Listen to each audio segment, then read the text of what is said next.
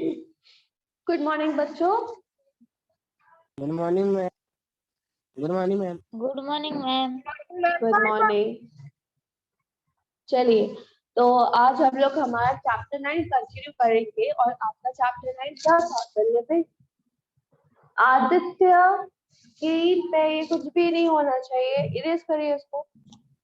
Ma'am पता नहीं कैसे हो गया। बच्चों, जब आप काम कर रहे हो, जब आप स्टडीज कर रहे हो तो ये सब कुछ भी नहीं होगा, ठीक है? जो भी लिखा हुआ है उसको स्क्रीन पे चुपचाप से देखिए, पढ़िए और समझिए जो आपको समझाया जा रहा है, ठीक है? चलो, तो अब हम हमारी क्लास क्या करते हैं, स्टार्ट करते हैं। तो हमारा चैप्टर है the living organism and their surrounding, ठीक है? तो यहाँ पे हमने उसको कर लिया था। अब हम लोग को कंटिन्यू करना है 9.2। 9.2 क्या है आपका?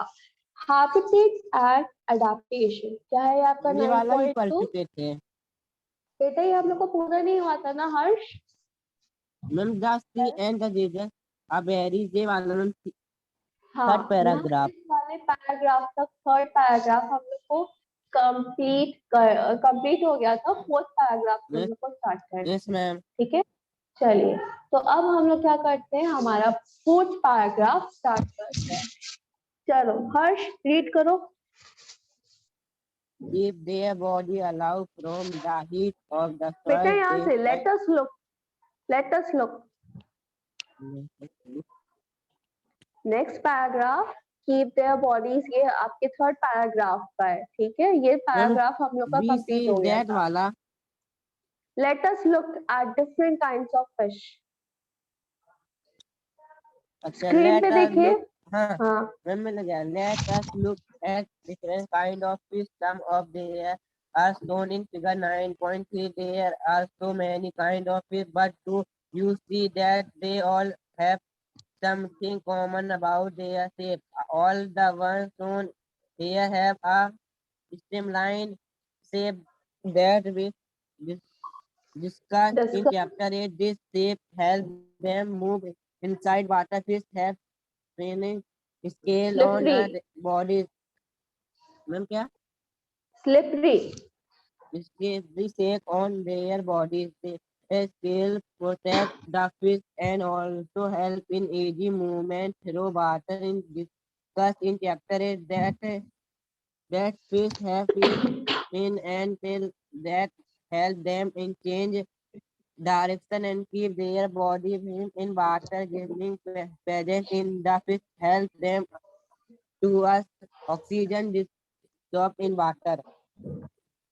ओके, अब हम लोग का पैराग्राफ बोलता है let us look at different kinds of fish. अब हम लोग क्या करते हैं, डिफरेंट डिफरेंट काइंड्स के फिश पे देखते हैं।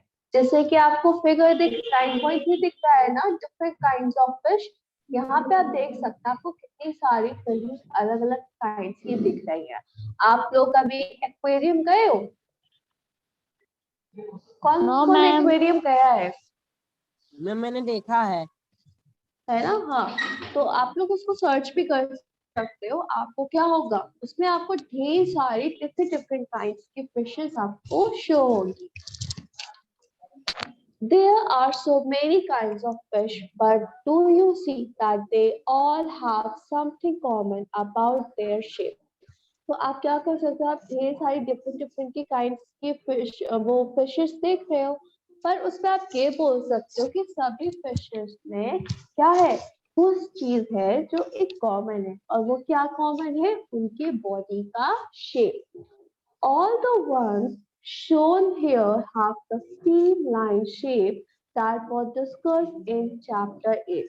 तो याद करिए, जो चैप्टर 8 हम लोगों ने बॉडी मूवमेंट पढ़ा था, उसमें हम लोगों ने ये भी पढ़ा था कि जो फिश की जो शेप होती है वो कैसी होती है, स्ट्रीमलाइन शेप होती है। पढ़ा था ना? और स्ट्रीमलाइन शेप क्या Yes, कर दिया, मैम। फिशेस को वाटर में स्विम करने में, डायरेक्शन चेंज करने में हेल्प करती है। The shape help them move inside water. तो ये जो स्ट्रीमलाइन शेप है, ये क्या करती है, उनको वाटर में मूव करने में हेल्प करती है, ठीक? fish have slippery scales on their body. और जो फिश होती है उनकी जो बॉडी होती है उस पे क्या होते हैं, स्लिपरी स्केल्स होती है। जो फिश ईट करता है, जिनके घर में फिश आती है, तो उन लोगों ने देखा होगा कि जो फिश के जो स्केल्स होते हैं वो बहुत ज्यादा स्लिपरी होते हैं। These scales protect the fish and also help in easy movement through water.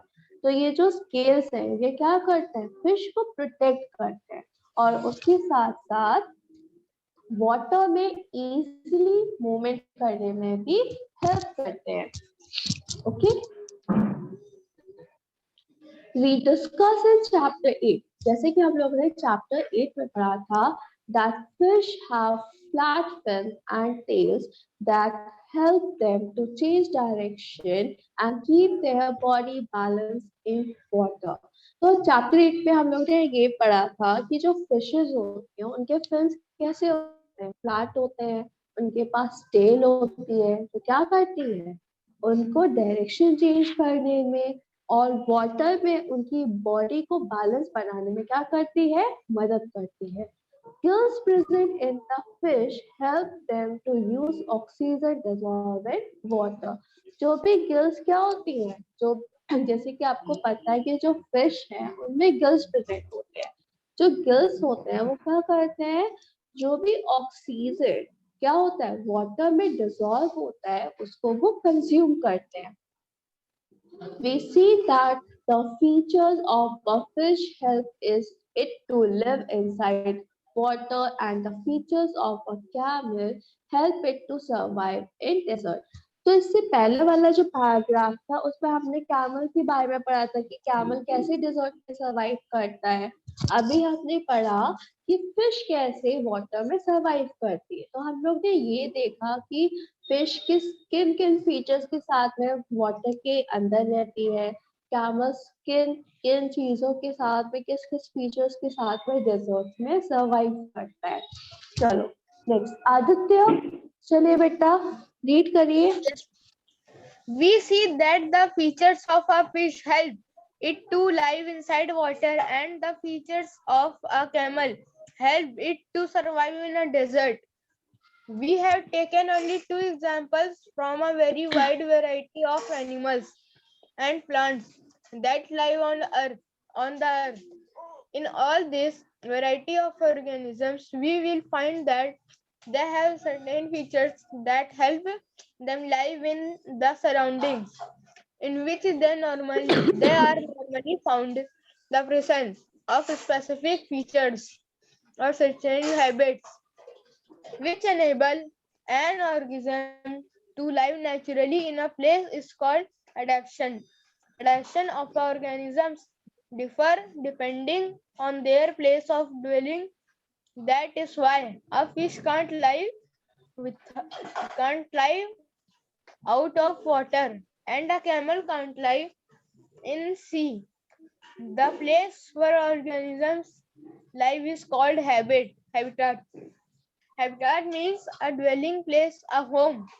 The habitat provides food, water, air, shelter, and other needs to organisms. All kinds of plants and animals live in the same habitat.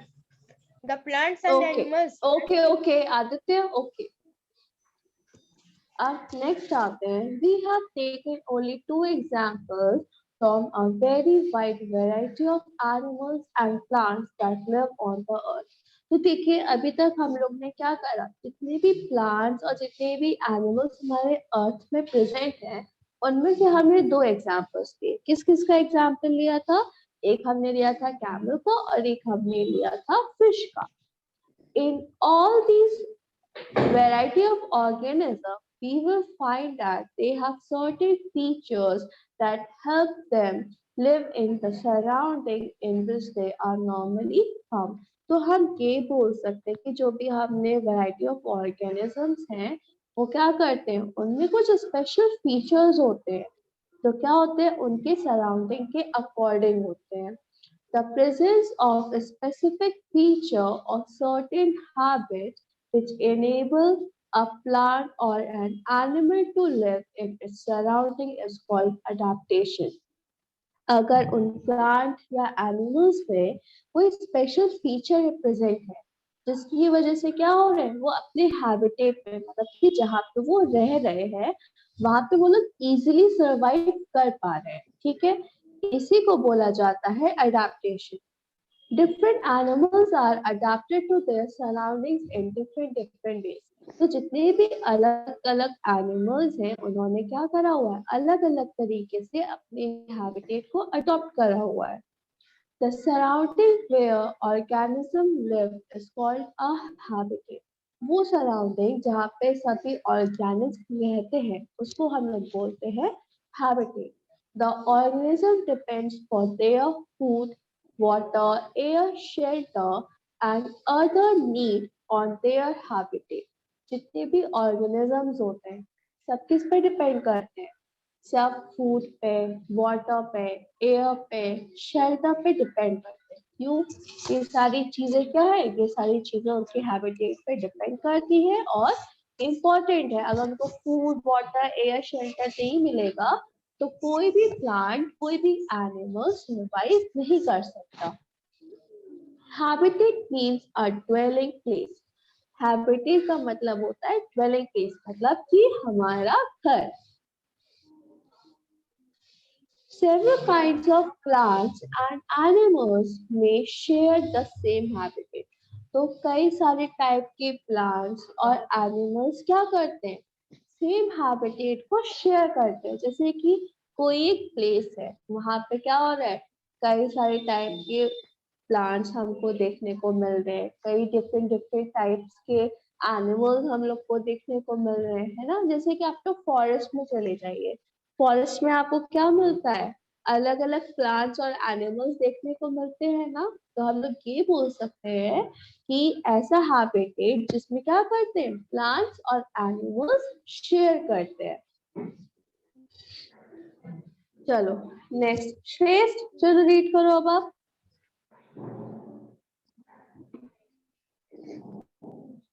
श्रेष्ठ Yes, ma'am. चलो read करो।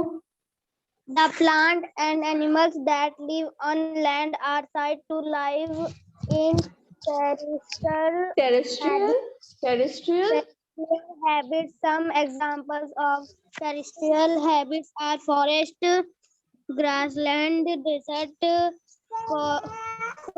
coastal and mountain regions. On the other hand, the habits of plant and animals that live in water are called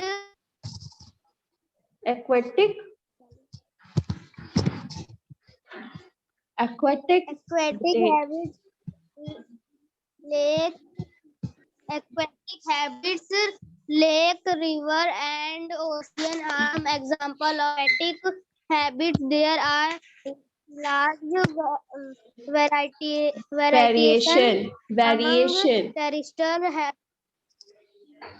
variation among in terrestrial forest, vari- large variation variation in among forest। बेटा अमन पे आप variation कहाँ गए? In forest, among grassland, desert, coastal and mountain region। mountain चलो region located करो। in different parts of the organisms. Both plant and animals living in a habits are its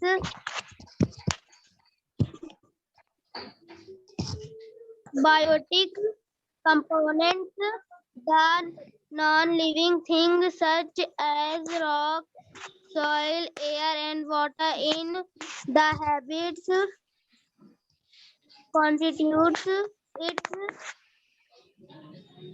Abiotic, its abiotic components abiotic are sunlight and heat biotic of also abiotic from components we okay चलिए next आता है आपका the plants and animals that live on land are said to live in terrestrial habitat. वो plants और animals कहाँ पे रहते हैं? लैंड पे रहते हैं. ऐसे प्लांट्स और एनिमल्स को बोला जाता है terrestrial habitat. Some examples of terrestrial habitats are, अब कुछ एग्जाम्पल्स हैं टेरेस्ट्रियल हैबिटेट्स के, जैसे कि forest, grassland, desert, coastal and mountain region. ये सब क्या है? टेरेस्ट्रियल हैबिटेट के एग्जाम्पल है. On the other hand, the habitats of plants and animals, जिसका भी माइक ऑन है वो अपने माइक्स को म्यूट कर लो. सुमित माइक म्यूट करो. Plants and animals that live in water are called aquatic habitat. वो plants and animals जो water में रहते हैं, मींस पानी में रहते हैं, उनका जो habitat होता है उसको हम लोग बोलते हैं aquatic habitat. जैसे कि ponds, swamps, rivers, lakes, oceans, ये सब किसके एग्जाम्पल है? aquatic habitat के एग्जाम्पल है. There are large variation in forest, grassland, desert, coastal and mountain region located in different part of the world. अगर क्या होगा जो हमारी टेरेस्ट्रियल हैबिटेट है, जैसे कि आपका फॉरेस्ट, ग्रासलैंड, डेजर्ट, कोस्टल और माउंटेन रीजन्स, ये जितने भी लोकेशंस हैं सब क्या है? अलग अलग प्लेसेस पे है. और जब ये सारे अलग अलग प्लेसेस पे है तो इनमें क्या है? बहुत ही ज्यादा डिफरेंट है. ये सब एक दूसरे से क्या है? बहुत ही ज्यादा अलग है. This is true for all aquatic habitat as well. और सेम इसी तरीके से जो भी aquatic habitat है उसके लिए भी ये बात सही है. मतलब कि जो भी लेक्स है, रिवर्स है, ओशियंस है, सीज है, उनका जो हैबिटेट है वो भी क्या है? डिफरेंट है. The living things such as plant and animals in a habitat are its biotic component. जितने भी लिविंग थिंग्स जैसे कि प्लांट्स और एनिमल्स जिस हैबिटेट में रहते हैं उसको आप लोग बोलते हैं biotic components. Various non living things such as rock, soil, air and water in the habitat constitute its abiotic components. और जो नॉन लिविंग थिंग्स होते हैं जैसे कि रॉक, सॉइल, एयर, वाटर जो हमारे एनवायरमेंट में मिलते हैं इनको हम लोग बोलते हैं abiotic component. Sunlight and heat are also formed abiotic component of the habitat. उसके साथ साथ जो हमारी सनलाइट है, जो हीट है, वो भी किसका फॉर्मेशन करती है? हमारे हैबिटेट में अबायोटिक कंपोनेंट का फॉर्मेशन करती है. We know that some plants grow from seeds. अब जैसे कि आपको पता है कि कुछ प्लांट्स किससे ग्रो करते हैं? सीड्स के थ्रू ग्रो करते हैं. Let us look at some abiotic factors. तो अब हम लोग क्या करते हैं? कुछ abiotic factors को देखते हैं. That their effect on seeds as they grow into young plants. तो जब वो ग्रो करते हैं तो जो यंग प्लांट्स होते हैं उन पे उसका क्या इफेक्ट होता है. ठीक है, चलो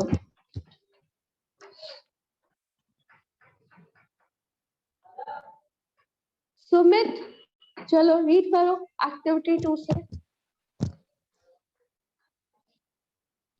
Recall activity 5 in chapter 1. We made sprouts from mung and chana seeds. When the seeds turned into a sprout, it turned into sprout. It germinated. This was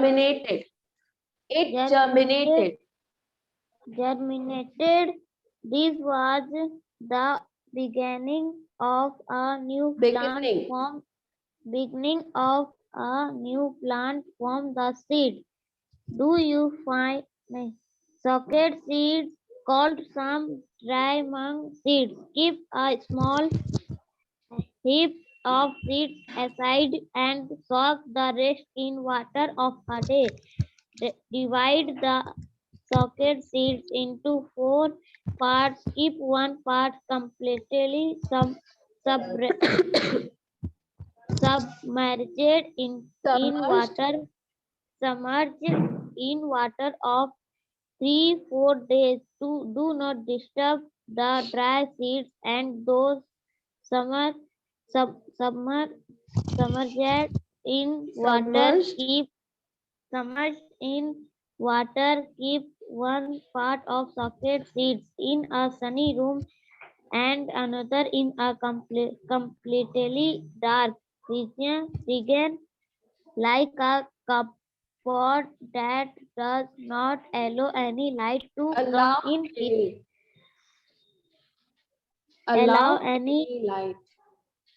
allow any light to come in. Keep the last part in very cold surrounding, say in a refrigerator refrigerator or with ice around them.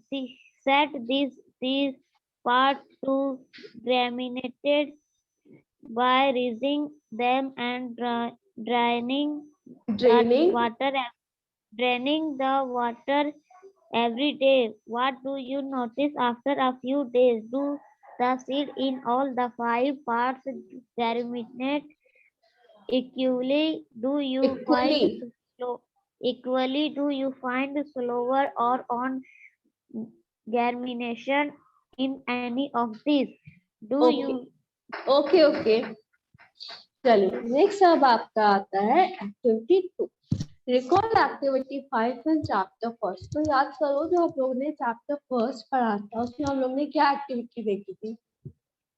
We made sprouts from moong and चना दाल। हम लोग ने क्या बनाया था, sprouts बनाए थे। किससे बनाए थे, मूंग दाल और चना दाल से हमने स्प्राउट्स बनाए थे। When the seed turned into a sprout, it's germinated।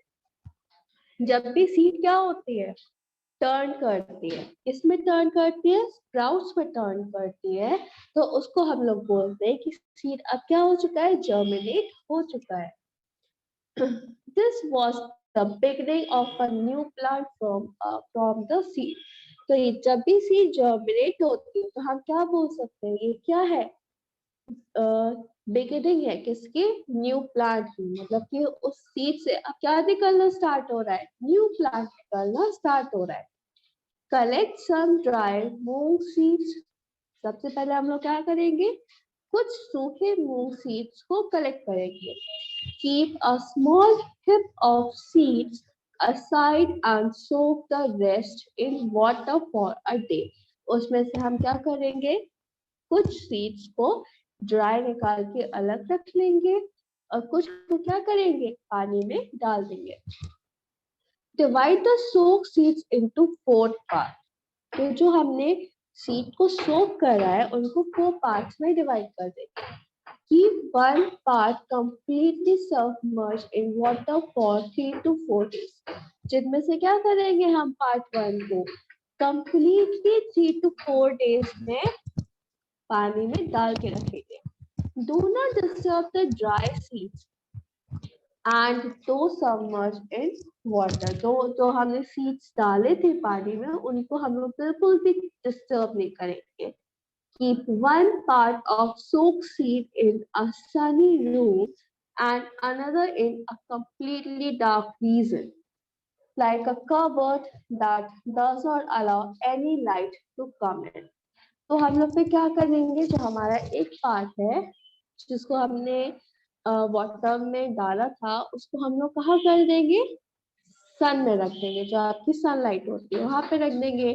दूसरे पार्ट को, जो हमारा थर्ड पार्ट था, उसको हम लोग कहाँ पे रख देंगे, डार्क रूप में रख देंगे, जहाँ पे बिल्कुल भी सनलाइट नहीं आती है वहां पे रख देंगे।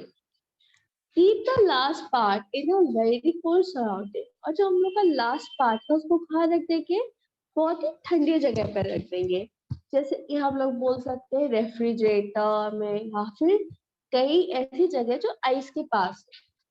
Set these three parts to germinate by rising them and draining the water. तो ये जो हमारे थ्री पार्ट्स है इनको आपको जर्मिनेट करना है। कैसे इसमें रीजनिंग आनी चाहिए और जो पानी है वो क्या होना चाहिए, पूरा सूख जाना चाहिए daily. What do you notice? तो आपने क्या नोटिस करा? After a few days, कुछ दिन के बाद, do the seeds in all the 5 parts germinate equally? क्या जो seeds है हमारे क्या इन 5 parts में equally germinate हुए? Do you find slower or no germination in any of these?